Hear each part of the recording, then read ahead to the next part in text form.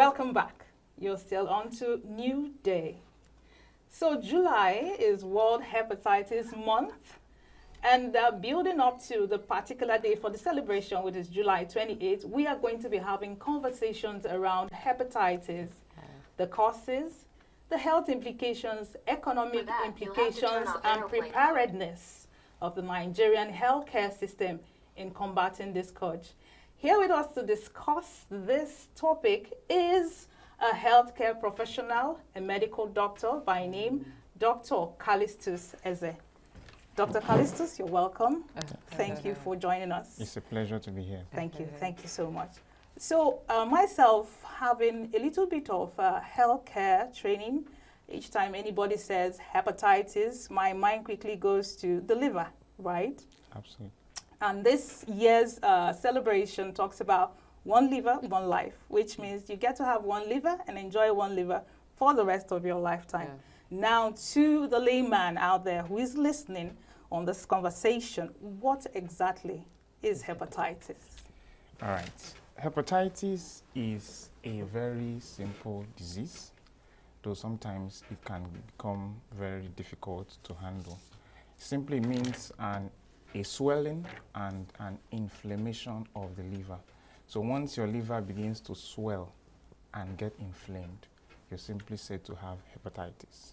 What are the tell signs that an individual's liver is swelling such that that individual will be able to say, hey, there's something wrong with my liver, I need to go see my doctor?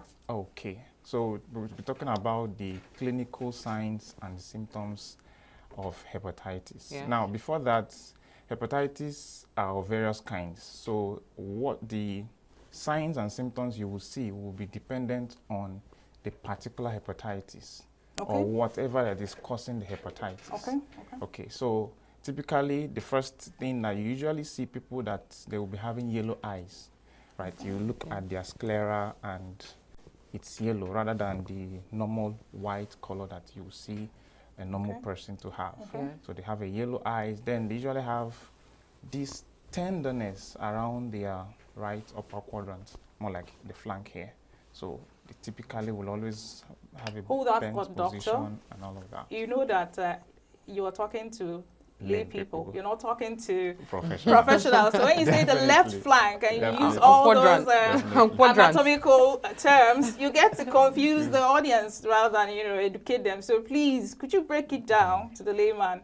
Where in your body would you feel this pain and you're like, this is a red flag? Okay, there will usually be this abdominal pain just by the right here, because that is where the liver is. So this the tenderness and the inflammation will make that the person will always have this pain around their abdomen here. And then they usually have a yellow eyes and all of that. Most times they would have this itching depending on the Okay, so you were reeling out the symptoms. I would have actually waited for you to be done before I asked this question.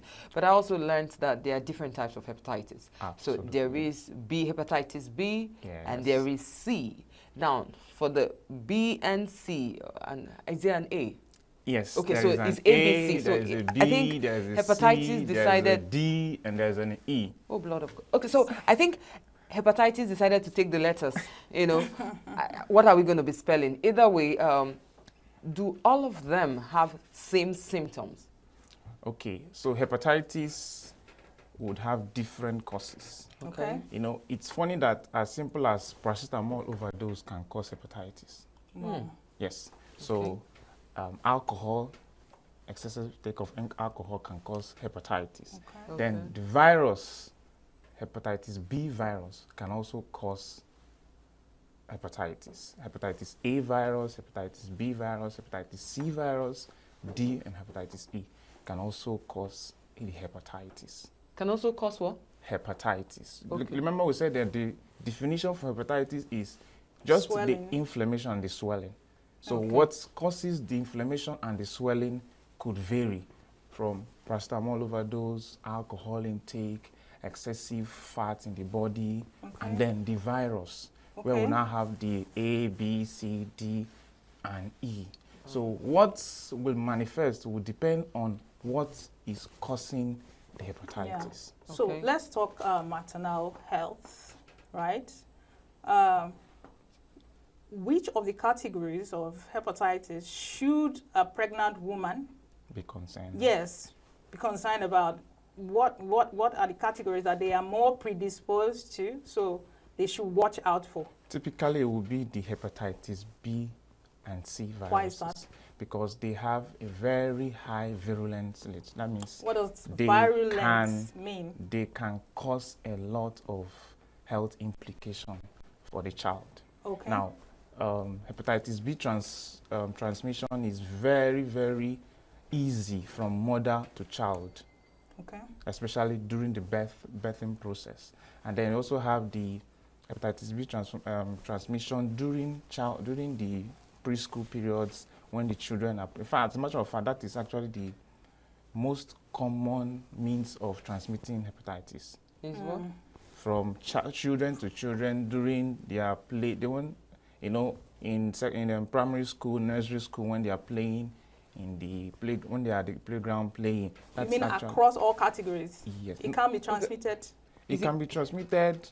Hepatitis B and C can be transmitted from maternal to child during the birthing process. It can be transmitted when the children are playing in the playground. So a child that was born with hepatitis B ends up maybe from their body fluid when they are playing. You know, children are always spitting. Fall and get scratches, and then they bleed, and then they're now playing with another child who does it have to be, is it, because now it's, it's getting a bit scary, you know, does it have to be, is it via fluid or is it aerial? What I mean is, like, you're sitting here, someone has hepatitis, another person does not have, and just because they are in the same airspace, they can contact it. Yes.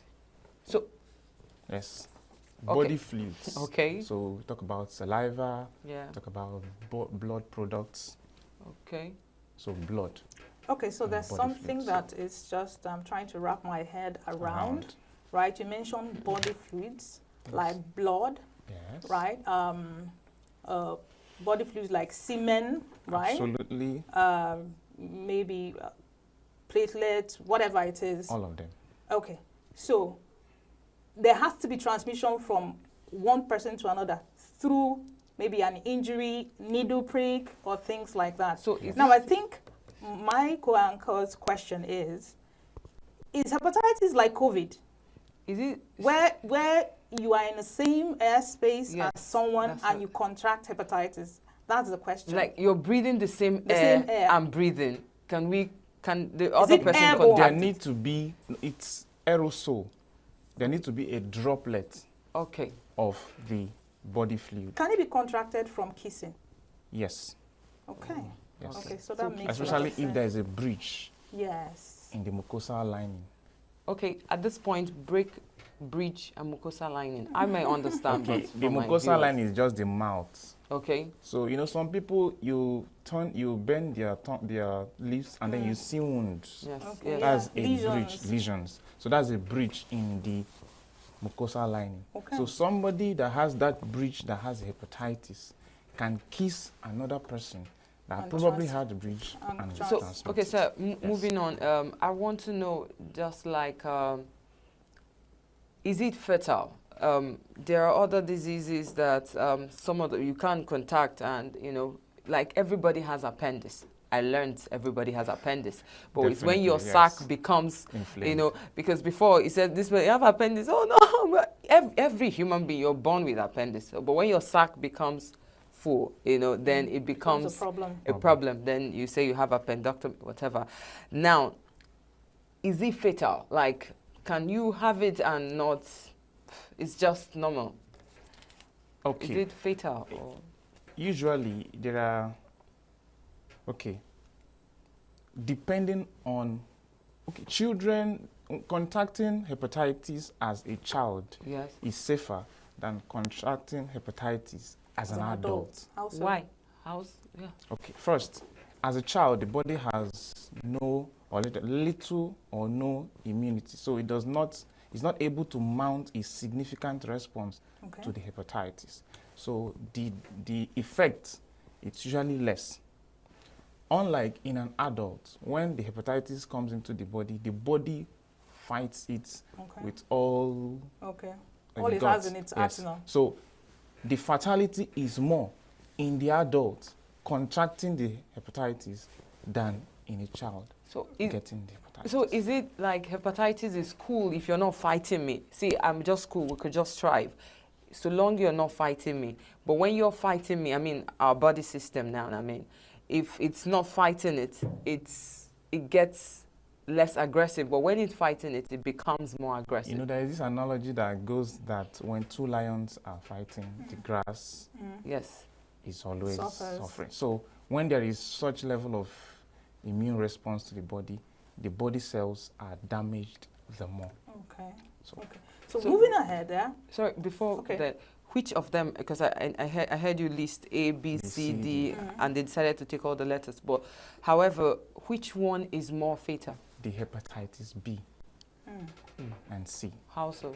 Because they are less curable. The hepatitis A, B, C, you get them from drinking water, contaminated water, contaminated food, and all of those things. Now that takes me to They are self-limiting over time, even without taking medications. Yes, you just mentioned self-limiting. Which of the hepatitis? A, B, C, A, B, sorry, A, D, and E. Okay.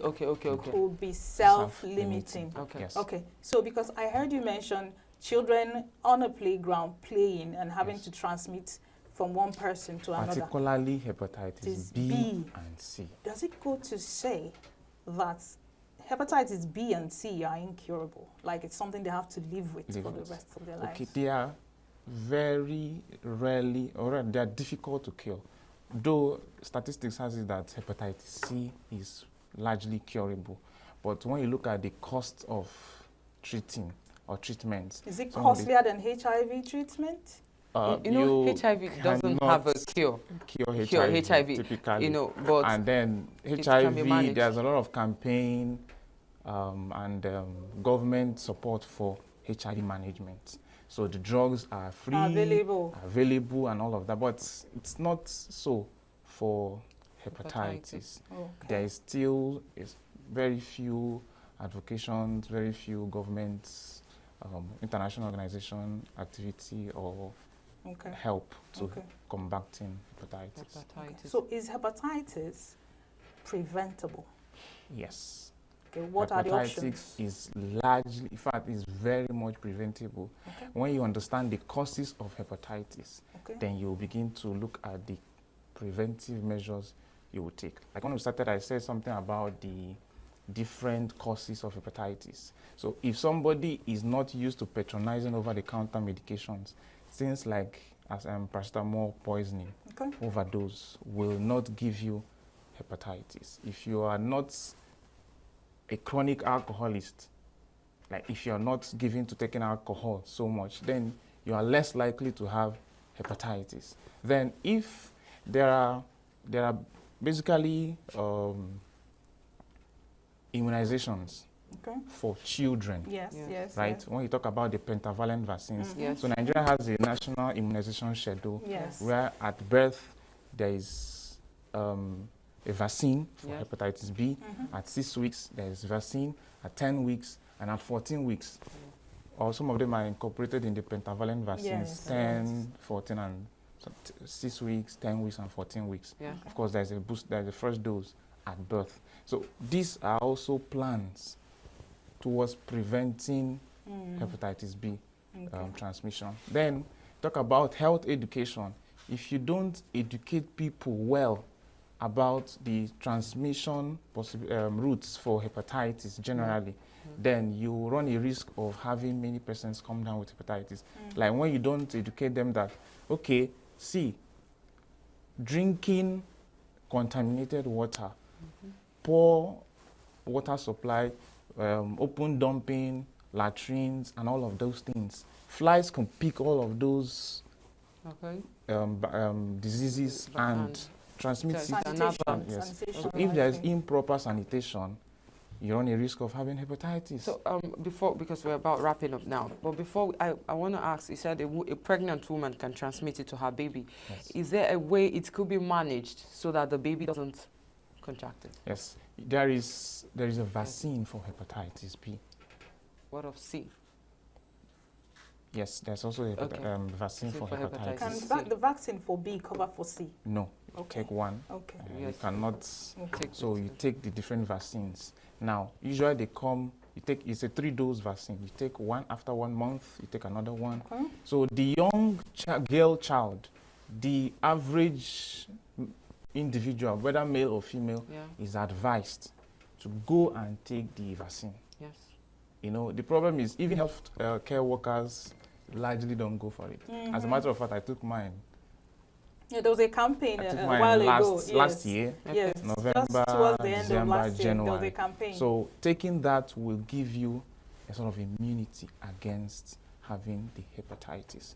So when you're able to do that, then you are less likely to get the hepatitis. It's possible that someone could be living with hepatitis and not even know. Yes. It means definitely. that it's asymptomatic. It can be asymptomatic. Someone yes. like that, hearing over the news or maybe during a campaign, hears that, look, you need to go and take hepatitis B vaccine and goes to take the vaccine without knowing his status first. What are the implications of that? Okay, first, before any primary health care center or any public health facility gives you the vaccine, you must be tested.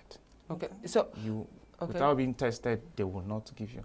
Even as a healthcare worker, when I went to take mine, they had to insist you go get the test done. Doc, a quick one because I want us. So I want you to round up in like 30 seconds, right?